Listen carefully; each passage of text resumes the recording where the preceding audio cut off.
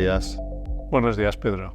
Buenos días. José Martín Castro, presidente de la Asociación Española de Renting desde el año 2020. Eso es.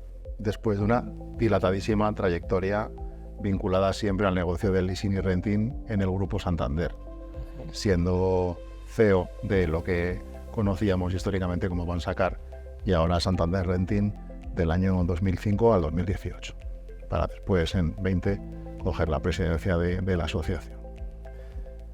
Por centrar un poco la Asociación Española de Renting, que se crea en octubre del 95, en principio con las 5 compañías que tenían una operativa, digamos, relevante en ese momento en ese negocio en España.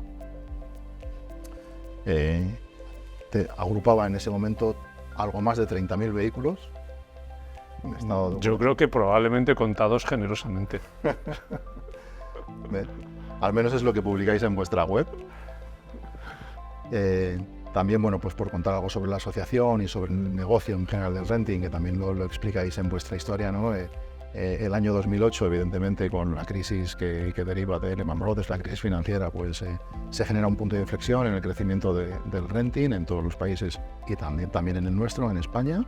Hasta entonces se avanzaba de forma muy positiva, y en aquel momento ya se registra un récord que luego cae, una crisis de más de 570.000 coches en España en ese momento en modalidad de renting. No se consigue volver a crecer hasta 2015, pero bueno, eso es. Luego ya se recoge esa senda que no para, que en este caso el COVID no logró parar prácticamente. Y bueno, ahora mismo en la actualidad la AER agrupa 20 compañías. 20 compañías. 20 compañías. El 92% del sector. 92% del sector y más de 900.000 coches rodando por España. Eso es. Lo que significa que el 26%, es decir, 1 de cada 4 coches nuevos que se matriculan en España, se hacen en renting. Y 1 de cada 2 furgonetas. Y 1 de cada 2 furgonetas. Y hoy tenemos la oportunidad de tener con nosotros a su presidente, así que muchísimas gracias por nada, a vosotros este rato. Un placer sin duda, Pedro. Muy bien, muchas gracias. Como decíamos, pues queremos repasar, comentar amigablemente contigo, pues cómo ve la Asociación Española de Renting la postventa y el mundo de la automoción. Entonces, bueno, pues pregunta inicial, ¿no? ¿Qué crees tú que espera una compañía de renting? Pregunta fácil. De un taller de carrocería. ¿Cómo lo ves? Pues espera 2 cosas muy sencillas. Que el coche salga reparado, claro, y que el cliente no salga corriendo. Así a la pata la llana, ¿no? Es esencial. Es decir, la postventa y todo lo que tiene que ver con la reparación del vehículo, y en este caso, como tú comentas, la carrocería, para una compañía de renting es vital, porque las compañías de renting, aunque hay de toda condición y hay algunas que incluso tienen talleres propios, correcto, ¿no? El modelo que ha llevado a tener ese crecimiento en el renting es un modelo donde lo que se hace ante todo es una integración de servicios, ¿sí? Para presentárselos al cliente, ¿no? Entonces el valor añadido de la compañía de renting es estar muy cerca del cliente, seleccionar muy bien esos servicios que el cliente necesita y demanda, y tutelar que esos servicios funcionen de una manera adecuada, ¿no? Entonces todos sabemos que cuando tienes un golpe en chapa, y esperemos que no haya sido en un accidente pues con unas mayores dificultades en la vía y demás, el cliente está en una posición normalmente vulnerable, ¿no? Se siente de alguna manera que un valor que aprecia pues de repente tiene un bajón, ¿no? Claro. Y o no puede usarlo. No puede usarlo, pero al final tienes un sentimiento, sobre todo si tú has sido el causante, todavía más agudo, ¿no? Es decir, es una situación de vulnerabilidad.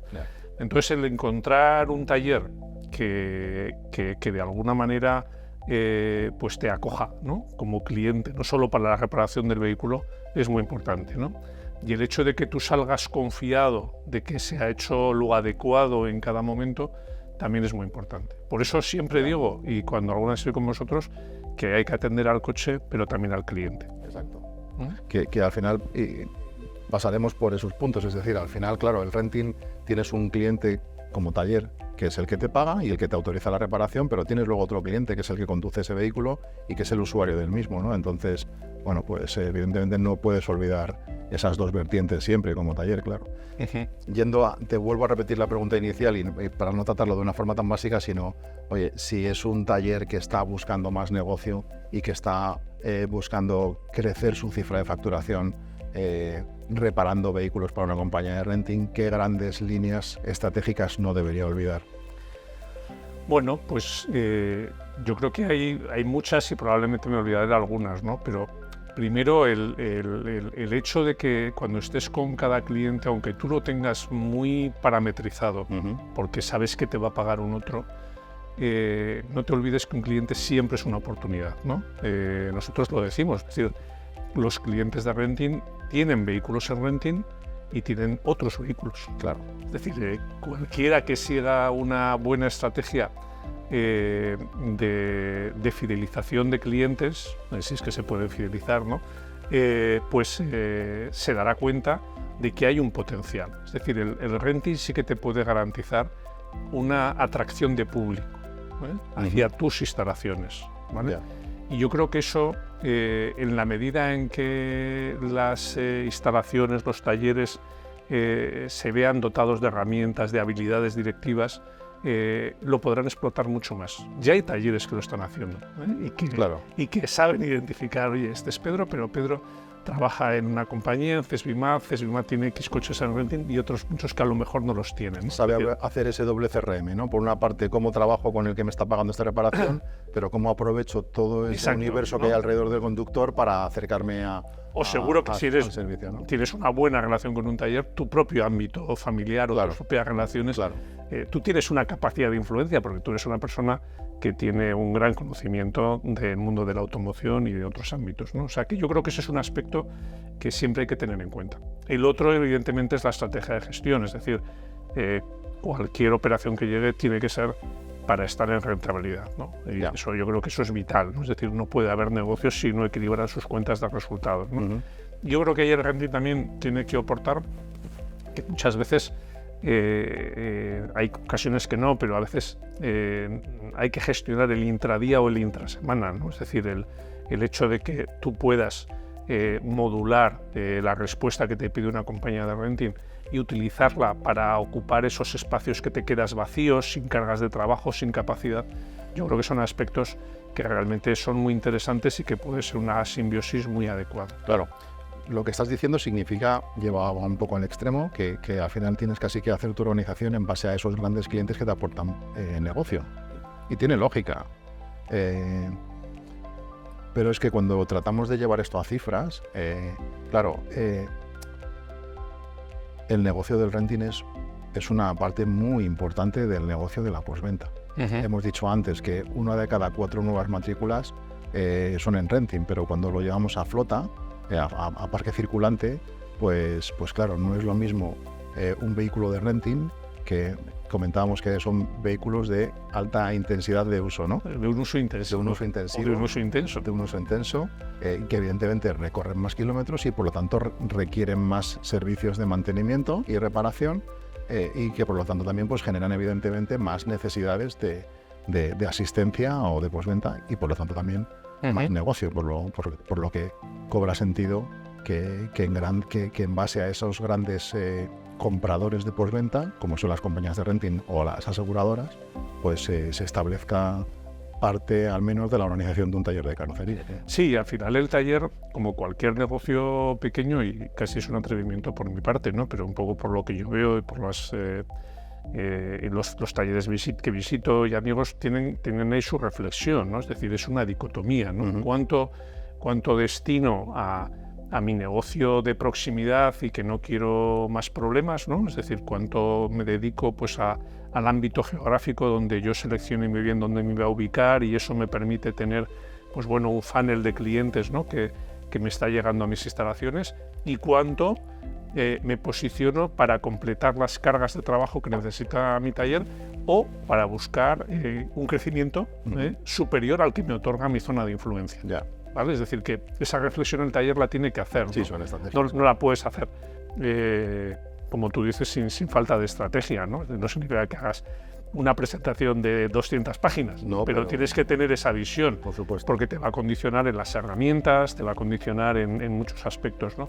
Y yo creo que eso sí que es importante, es decir, que el renting te da unas posibilidades, o las grandes flotas te dan unas posibilidades, que en la medida en la que estés capacitado y no te obliga a meterte en inversiones o bien de recursos humanos o tecnológicas enormes, pues puede ser un driver de crecimiento extra, porque realmente lo que sí que está sucediendo, como tú bien indicabas, es que los porcentajes de crecimiento que estamos registrando en renting superan lo que es la media del parque y de lo que sería la movilidad nacional, ya, ¿no? Claro, claramente. Ya. Muy interesante. Volvemos un poquito para atrás. Experiencia de cliente fundamental para el renting. Esto para mí es muy, muy, muy relevante porque claro, tienes un pagador, pero volvemos a lo mismo, tienes una persona enfrente con unas necesidades y si eres capaz de gestionarlas de una manera que genere satisfacción, vas a tener muchas derivadas de éxito. La primera, que tu cliente pagador va a estar contento, claramente, pero que además, si ese conductor está contento, puedes aprovechar ese negocio alrededor que puede generar en su entorno familiar que decías, ¿no? ¿Qué produce satisfacción en el cliente? Pues hay muchas cosas. Yo creo que aquí quien nos lo puede decir son los de los talleres, que saben mucho y claro, a lo mejor tienen más casos, ¿no? Pero en la compañía de renting, ¿qué produce satisfacción? Pues cosas muy aburridas, lo que tú dices. Es decir, oye, que se hagan las reparaciones en la franja de tiempo otorgada, que el proceso de contratación sea lo más automático posible, que el proceso de pagos pues esté dentro de los márgenes negociados y acordados, ¿no? Eso es lo fundamental, y que cumplas unos ciertos estándares de calidad que luego pues se medirán, ¿no? De alguna manera, ¿no? Es decir, yo creo que ese es el proceso aburrido, ¿no? Sí. Los estándares de calidad y la experiencia del cliente no te va a medir la satisfacción y el entusiasmo de la persona que va al taller, ¿no? Que muchas veces sabemos, ¿no? Es decir, yo tengo múltiples ejemplos como usuario propio de vehículo particular y de vehículo en renting, ¿no? Tú sabes cuando un taller te da un asesoramiento en neumáticos. Tú sabes cuando un taller te convence porque sabe de tu sensibilidad y te da un tratamiento en pintura específica que es más sostenible. Tú sabes cuando un taller sabe que te quedas sin movilidad y te lleva a tu casa, ¿no? Este punto es crítico. Claro, es decir, ahí hay una parte, ¿no?, que te ayuda a generar ese compromiso, ¿no?, con el cliente, donde el cliente sabe que el taller está haciendo algo diferencial, ¿no? Y hacer algo diferencial pues no tiene por qué ser gastar mucho dinero en marketing, sino simplemente es decir, oye, aquí llega a un sitio donde me entienden, ¿no? Sí. Es decir, yo creo que esa cosa de proximidad que tienen los talleres, yo creo que eso es una fuerza. Yo siempre lo digo, es decir, la digitalización, importantísimo, pero es que la digitalización radicada y conectada con la persona es que esa es la mejor llave inglesa. Es justo lo que te iba a decir, es decir, estamos hablando de ladrillos muy grandes, ¿no?, muy duros, que estés suficientemente digitalizado, que tengas actividades sostenibles, que tengas una actividad dirigida hacia la satisfacción del cliente por las mediciones, los tiempos, pero claro, si todo eso no lo rodeas, no pones una amalgama de comprensión, de buscar entender la necesidad del cliente, pues no va a funcionar, no vas a conseguir un cliente realmente satisfecho, que es el que vuelve, por mucho que las estadísticas... Claro, es que estratégicamente ese cliente, que a lo mejor es un número, o a lo mejor es muy importante, pero realmente donde se la juega es en el taller. Claro. Es decir, el taller es el que puede cambiar la opinión, para bien o para mal, de un cliente que está demandando un servicio, por tanto tiene una cierta necesidad, una cierta vulnerabilidad. Depende de cómo le trates, te lo ganas, se queda indiferente o no vuelve. Está claro. Hablábamos de digitalización, la mencionabas tú. ¿Hasta qué punto empieza a ser una práctica habitual que haya integración con sistemas? Es decir, que las compañías de renting puedan ver huecos de citas de sus talleres o de los talleres que colaboran con ellos para colocar citas de sus conductores. Realmente se está llegando a eso, porque o sea, después de muchos años alrededor del mundo de la distribución y de la postventa, yo como usuario sigo echando de menos el que puedas reservar una cita en un taller con la misma sencillez con la que reservamos una mesa en un restaurante. Pero para eso nos ha hecho falta una pandemia. Cierto, para reservar una mesa en un restaurante. Para acelerarlo sí, pero con los talleres ni siquiera. Bueno, yo creo que no sé tanto, ¿no? Es decir, pero bueno, eso quien se lo sabe son las compañías. Ya. Yo soy la asociación y voy un poquito siempre por detrás y así debe ser. Pero bueno, sí que lo vemos porque el sector del renting después de la pandemia yo creo que tuvo dos cosas extraordinarias. La primera es que no hubo ninguna consecuencia grave y la segunda es que hubo un avance, por lo que tú decías, por el vigor de la demanda, en acelerar todos los procesos de transformación, y uno de ellos era el de digitalización, ¿no? Y ahí lo que sí que hemos visto, y lo vemos un poco por las compañías, sobre todo por los colaboradores asociados que acercan a la asociación, que la parte digital y las compañías muchas veces pequeñas que dan un paso en este proceso, correcto, están avanzando. Claro. Entonces, todavía yo creo que no estamos en ese modelo aspiracional, no sé si ideal, pero al menos aspiracional. Si lo estamos es con un esfuerzo donde que a veces hay que duplicar tareas probablemente, o bien en las agendas de las compañías, o bien en las agencias de los talleres, o sea, todavía con un diálogo un poco... Sí. Pero sí que hay soluciones, o sea, hace poco se nos incorporó una compañía como colaborador donde en la parte de cristales sí que consigue hacer lo que tú estás indicando, es decir, tener un control de la cita que vaya desde la compañía de renting hacia el propio taller. Esto es un paso. Es anécdota, pero casualmente lo he vivido porque rompí el cristal trasero de mi vehículo hace escasamente 10 días y hablé con varias de estas empresas especializadas en cristal y sí que pude observar, también un poco por deformación profesional, claro, que algunas sí que podían acceder a los slots de sus talleres y otras no. Muy interesante. Muy bien. Lo hemos citado también, movilidad sostenible. Esto es un concepto repetidísimo, pero esto, ¿cómo se lo contamos a alguien que no está en el mundo de la automoción? ¿Qué es movilidad sostenible? Pues es una cosa muy sencilla. Mi abuelo me decía que había que caminar todos los días, ¿no? Ya. Eso es sostenible. Entonces inventamos unas palabras para cuadrar los círculos. Bueno, pues es movilidad con sentido y con una visualización de lo que quieres hacer, ¿no? Es decir, yo creo que es verdad que hay que visualizar los impactos de lo que tiene la movilidad, sobre todo cuando hay una preocupación no solo nuestra, sino a nivel europeo, de las emisiones de CO2 y de la calidad del aire, ¿no? Yo creo que en eso se ha avanzado mucho, es decir, ha habido una gran concienciación y nosotros lo vemos en los clientes de renting, especialmente las capas más jóvenes que están llegando al producto, donde la parte de sostenibilidad, es decir, de tener un vehículo o de hacer cosas que no impactan negativamente, la gente no quiere tener la responsabilidad de decir yo quiero ser el que más contamina de mi ciudad, no, si puede hacer algo lo va a hacer, incluso aunque tenga un impacto en precio. Lo vemos en las inversiones de renting. Los vehículos son siempre algo más caros, las inversiones son más costosas porque se está yendo hacia propulsiones alternativas, se está yendo a vehículos que tienen pues un sistema de hibridación, si no te estás yendo a los electrificados o parcial o totalmente, ¿no? Yeah. Yo creo que esto es una tendencia que se ha implantado. En el caso de la movilidad es muy amplio, pero lo que sí que nos ha enseñado la pandemia es que tiene que haber movilidad.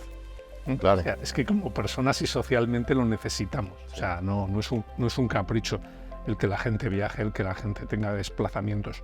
Pero sobre todo es medir los impactos. Yo creo que esa es un poco la visión, ¿no? Medir los impactos de tal manera que no se pare nada, pero de cómo conseguimos que esos impactos cada vez sean menores. Sí. ¿no?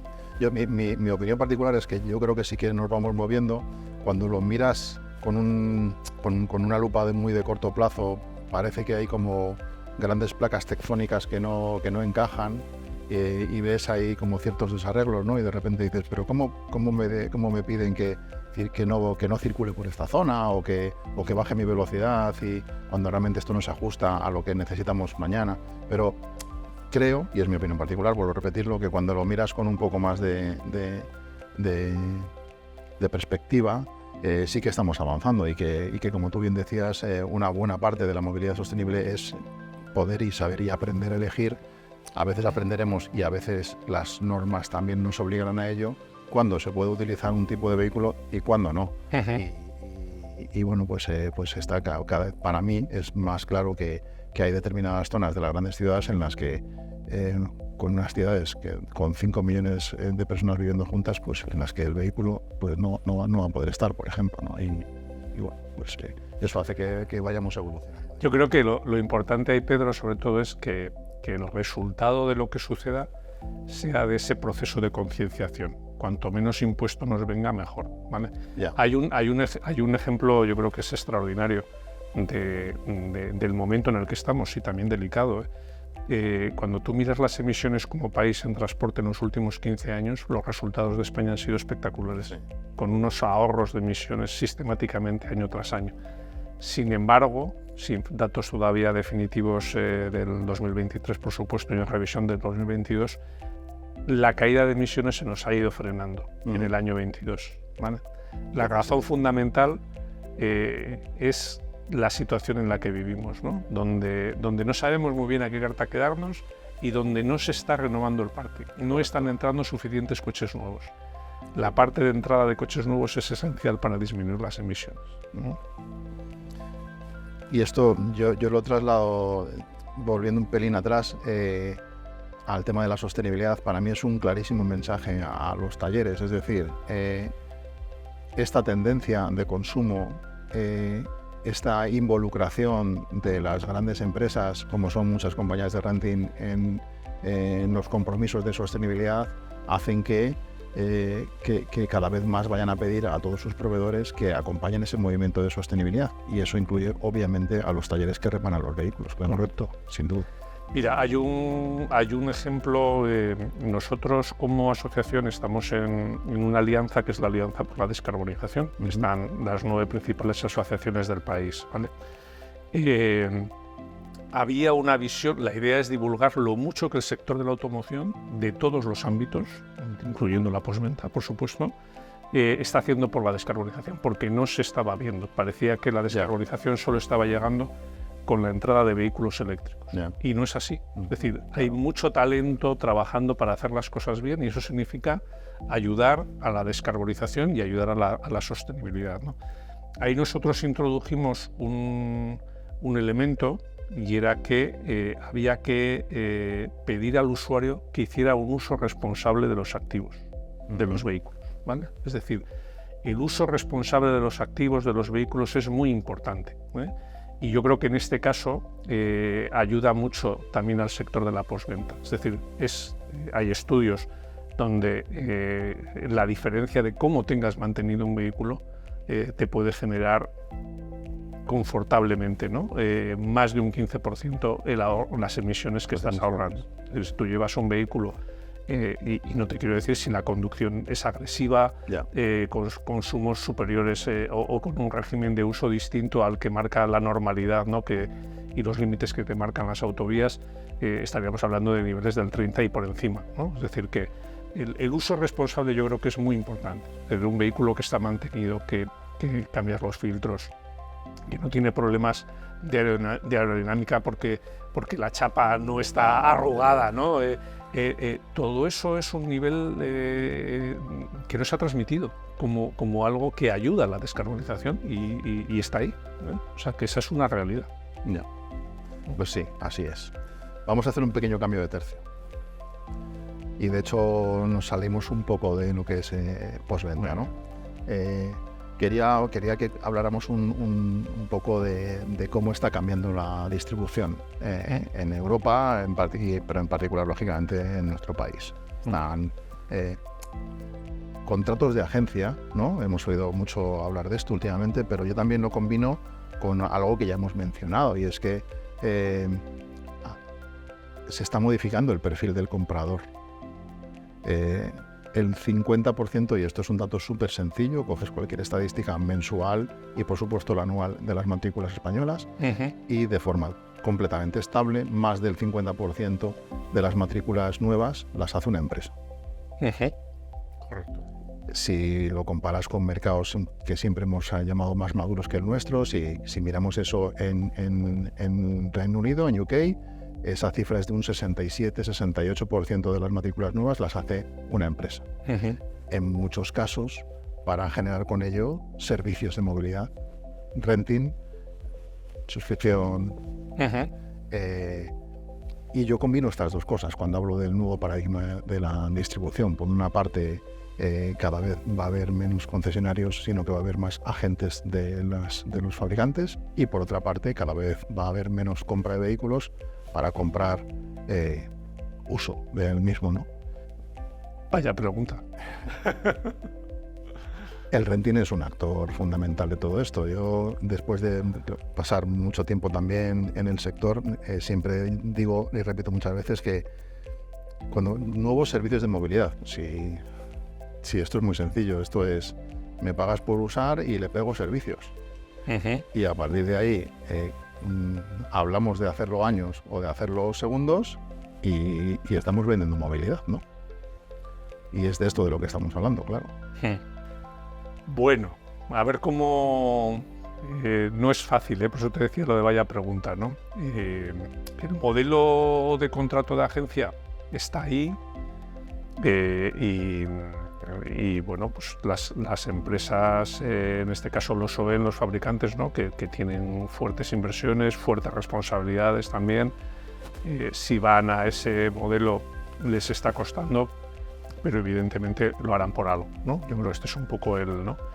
Es verdad que el mundo ha cambiado, Internet ha llegado, grandes marcas de vehículos eléctricos han ido directamente al contrato de agencia, es decir, que a lo mejor tampoco es una situación libre, ¿no? Donde un fabricante pueda decir, pues ahora parece que no, es decir, que hay un contexto que también obliga, ¿no? Y que está condicionando todo esto. Bueno, es que yo creo que una cosa sin la otra no existiría. Probablemente. Claro, es decir, si siguiéramos vendiendo coches, es bastante menos probable que nos fuéramos a contratos de agencia. Claro. Como cada vez se vende más movilidad, es más fácil hacerlo online. Sí, lo que pasa es que hay una visión de veces que parece que el fabricante ha tomado la decisión pues porque sí, ¿no? Es decir, por voluntad propia, ¿no? Y es cierto, pero en este contexto ya hay que destacarlo.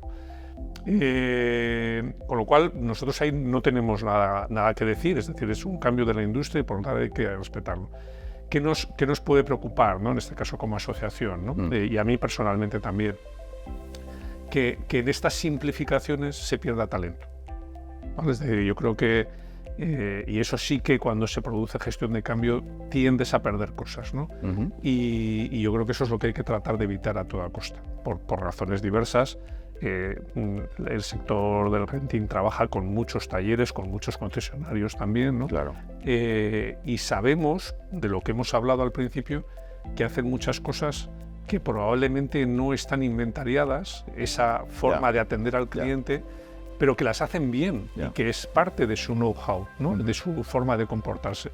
Y lo que nos daría y nos preocuparía es que eso se perdiera, ¿vale? Es decir, que en esa simplificación, donde solamente estemos orden de gestión, precio, nos olvidemos del cliente, porque no quede espacio para ello. ¿Vale? Es decir, yo creo que esa es la mayor preocupación. No lo estamos viendo todavía en el mundo de la postventa, afortunadamente, pero sí que en la parte de las concesiones y todo lo que tiene que ver con la adquisición de vehículos, sí que vemos alguna concesión que te digo que aquí hago un montón de cosas. Cuando llega una gran operación o cuando llega una operación individual, yo sé que a este coche hay que transformarle, yo sé que este coche al cliente hay que entregárselo de tal manera, en esta franja horaria no tiene mayor disponibilidad, no me encorsetes determinadas funciones, porque si no, yo no voy a poder dar ese servicio que el cliente me está demandando, ¿no? Entonces, a mí me preocupa mucho eso. Hombre, quizás esto que comentes esté también en parte detrás de algunos de los retrasos en la aplicación de contratos de agencia que hemos visto que algunos OEMs han tenido que anunciar, ¿no? Y porque claro, es que los que se han encargado de matricular los coches durante años y años y años eran los concesionarios. Y son los que saben matricular un coche, ¿no? Ir a tráfico, entregar una documentación, recibir a cambio una placa. Claro. Y hay veces que se nos olvida. Y son los que son capaces de que a una flota de un polígono, que a lo mejor tiene 5 furgonetas que la renuevan de golpe, sabe lo que tiene que hacer con cada una de ellas. Es decir, sabe perfectamente el kilometraje, sabe el nivel de transformación, si tiene que ponerle algún accesorio que tiene que pasar una ITV, no lo tiene. O sea, hay cantidad de cosas que realmente yo cuando les visito pues me quedo absolutamente sorprendido, ¿no? Pero es su día a día, es su capacidad de gestión y es su talento. Muy bien. Quiero hablar de unos nuevos actores que han entrado o que están entrando en nuestro mercado, de los que últimamente no paramos de hablar. Son los nuevos fabricantes de vehículos que están llegando a Europa, que llevan años, pero que parece que ahora sí llegan para quedarse y para obtener cuotas de mercado muy importantes. Hablamos de fabricantes asiáticos, que ya algunos existen en nuestro país desde hace años y años y años, pero bueno, más en particular las marcas chinas tan pujantes que entran. Y quería también preguntarte, conocer tu opinión sobre sus estrategias, porque bueno, parece que en algunos casos sí que se podrían producir algunas disrupciones de precio, que están entrando con mucho vehículo eléctrico, con una tecnología realmente de una calidad interesante y a unos precios que es algo que está el mercado demandando, muy accesibles o más accesibles de lo que nos encontramos hoy, ¿no? En las listas de precios de algunos fabricantes europeos. Particularmente, y por hablar de Renting, quería no solo y no tanto comentar esta entrada de marcas chinas, sino el impacto que puede tener esto en el mantenimiento de una flota en Renting, que desde dentro ya se sabe que el valor futuro que tengan los vehículos es muy importante, y cuando entran, y ocurrió hace poco, ¿no? Pues con uno de los movimientos que tuvo algún fabricante chino, Tesla decidió drásticamente bajar los precios de algunos de sus modelos, y eso evidentemente impacta de forma inmediata y directa en los valores residuales que un flotista tenga de sus coches, ¿no? Bueno, vamos por partes, ¿no? La primera parte, la de los fabricantes chinos, pues no deja de ser una consecuencia de lo que ya ha pasado, ¿no? En su día con los japoneses y después con empresas coreanas bien instaladas en España, ¿no? Con lo cual yo creo que es una tendencia que ya habíamos vivido. Correcto. Es verdad que vienen mucho, aunque no todos, ¿no? Porque hay alguna que está teniendo unos niveles de ventas muy importantes, y no todo es vehículo eléctrico, están muy posicionados en el vehículo eléctrico. Ahí las compañías de Renting, y también incluso la propia ANFAC lo decía hace no mucho, pues no tenemos mucho que decir desde el punto de vista de la llegada. Si cumplen las normas que haya establecido la Unión Europea en cuanto a que cualquier empresa que tenga unos determinados performances de ventas, de fabricación, de que no está haciendo dumping y todas estas cosas, pues entendemos que está cumpliendo las condiciones del mercado y ya está, ¿no? Para Renting sí que es vital, yo intuyo que no será fácil si no lo hacen así, que cuiden mucho los aspectos de calidad de los vehículos, claramente. O sea, el vehículo tiene que ser apto para poder tener un uso intenso. Correcto. Si no, no va a poder progresar. Claro. No es porque haya una razón de decir, como son chinos en este caso, no. Se tiene que cumplir unos estándares. Es verdad que vienen compañías con estándares muy altos, sin no duda, todas, sin duda, ¿no? Otras no, efectivamente. Habría que ver cuánto de altos en materia de determinados aspectos que la industria no ha medido todavía en determinadas situaciones de siniestralidad, de calidad de los aceros, ¿no? Eso es una parte más técnica. Sí.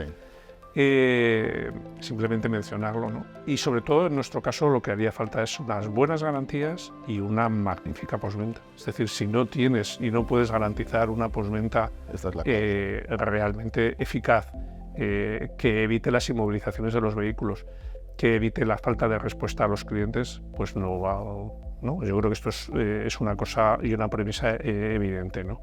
Y yo creo que es ahí donde están todas las compañías trabajando. Y no es nada nuevo. Hemos visto actores, independientemente del país del que vinieran, que se introducían en el mercado y que, según ha ido aumentando la calidad de su producto y la fortaleza y solidez de su postventa, han ido ganando posición. Claro. Si es que está inventado. Claro. O sea, al final tienes que demostrar, ¿no? Es decir, no solo es llegar y me como el mercado, sino que el mercado es muy listo y más un mercado tan competitivo como el español, que te va a poner a prueba y va a ver si realmente eres tan consistente como dices, ¿no? Luego está la otra derivada que tú dices, que es la de los vehículos eléctricos. Es verdad que el sector del renting, lo comentábamos antes de iniciar la sesión, pues es muy intensivo en capital. Sí, es decir, ¿por qué hay 20 compañías? Pues porque son compañías que tienen que tener una gran fortaleza de gestión y o financiera. Claro. ¿No? Las dos cosas. ¿Cuántos millones invirtieron las empresas de la AER el año pasado? Porque mira, en la adquisición de nuevos vehículos, 6.600 millones. 6.600 millones. Claro, es decir, que las compras de los últimos 4 años todavía no lo hemos liberado hasta 2023, pues superarán perfectamente los 26.000 millones de euros. Tienes un banco detrás o... Es tener una buena, ¿no? Pero claro. Eso, un banco va a invertir siempre y cuando tú tengas una buena calidad de gestión, claro, y una buena capacidad de distribuir los recursos. Entonces, en este caso, es verdad que la llegada de nuevas tecnologías como la eléctrica, ¿no? Y más si además produce abaratamiento en el coste de los vehículos, pues es un elemento a analizar, ¿no? Y hay mucho trabajo ahí por parte de las compañías. Las compañías llevan haciendo vehículo eléctrico desde antes del 2008. Claro. O sea, desde antes del 2008 ya había eléctricos, ¿no? Y eso yo creo que ha permitido ir teniendo un nivel de aprendizaje. Muchas veces se ha dicho que las compañías de renting no apostaban por los eléctricos. Bueno, es verdad es que no había información. Claro. Ni tampoco aparecía el propio fabricante que decía, oye, si estos salen malos, yo los recompro todos. No, esto no sucedía. Ya, sí. Bueno, pero en 2005 pasaba con los híbridos. Por ejemplo. Entonces, es verdad que el proceso de aprendizaje ha sido muy intenso y yo creo que afortunadamente eso permite, lo veíamos el otro día, que un 10% de los vehículos electrificados de la flota de renting, el 10% son electrificados. Ya. Estamos hablando de 90.000. 90.000. ¿Vale? Y las compañías de renting ahí están razonablemente confortables y están creciendo con fuerza. Estamos hablando de que el año pasado, ahora es un 10, el año pasado era un 8 y el anterior era un 6. Es decir, el crecimiento está siendo muy sostenido, ¿vale? Afortunadamente, pues las compañías, como digo, están razonablemente satisfechas, están haciendo un gran esfuerzo de gestión en muchas cosas, porque no solo es contemplar el valor residual, es estar trabajando en tener luego una capacidad de vender esos vehículos al mercado de VO por diferentes canales. Fundamental. Y lo están haciendo muy bien, ¿no? La entrada de más vehículos eléctricos procedentes de China, pues bueno, yo creo que hay que irlo viendo, cómo va sucediendo, ¿no? De una manera paulatina.